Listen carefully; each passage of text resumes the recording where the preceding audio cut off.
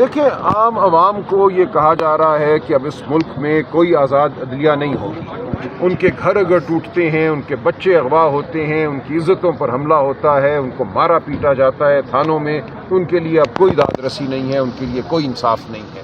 یہ چیز ہر ایک کو معلوم ہونی چاہیے کہ یہ کوئی ایسی چیز نہیں ہے جو کسی کتاب میں بس ہو رہی ہے، اس کا براہ راست اثر ان کی زندگیوں پر ہوگا۔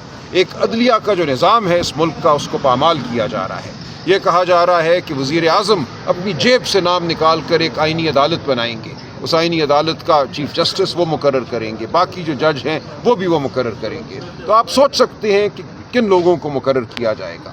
ہم نے دیکھا جو 26ویں ترمیم ہوئی اس کے بعد ایک آئینی بینچ بنا، اس آئینی بینچ نے ماضی کے فیصلوں کو تلپٹ کیا۔ سپریم کورٹ کہہ چکا تھا کہ سویلین کی ٹرائل ملٹری عدالت میں نہیں ہو سکتی، اس آئینی بینچ نے اس فیصلے کو رد کیا۔ اسی طرح supreme court P T I کو مخصوص نشستیں دے چکا تھا جن کی تعداد 60 تھی، وہ نشستیں اس آئینی بینچ نے ہم سے چھینی۔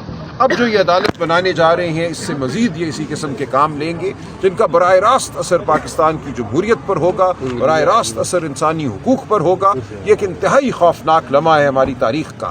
اسی طرح ہائی کورٹوں کے حوالے سے ایک بہت بڑا کھلواڑ ہو رہا ہے۔ یہ کہا گیا ہے کہ کسی بھی ہائی کورٹ کے جج کو ایک ہائی کورٹ سے اٹھا کر دوسرے ہائی کورٹ پہ بھیجا جا سکتا ہے۔ آپ جانتے ہیں اسلام آباد ہائی کورٹ میں پچھلے 2 سال سے 5 جج صاحبان ایک مزاحمتی کردار ادا کر رہے ہیں، وہ آئین کی بات کر رہے ہیں، قانون کی بات کر رہے ہیں، وہ دباؤ میں نہیں آ رہے۔ جب ان کے گھروں میں کیمرے نصب کیے جاتے ہیں تو احتجاج کرتے ہیں۔ ان جج صاحبان کے ساتھ اب کیا ہوگا ہم دیکھیں گے۔ کیا ان کو سبی اور سکھر بھیج دیا جائے گا؟ اور یہ کہا جا رہا ہے کہ اگر کوئی جج انکار کرتا ہے ٹرانسفر سے تو اس کو ریٹائرڈ تسلیم کیا جائے گا۔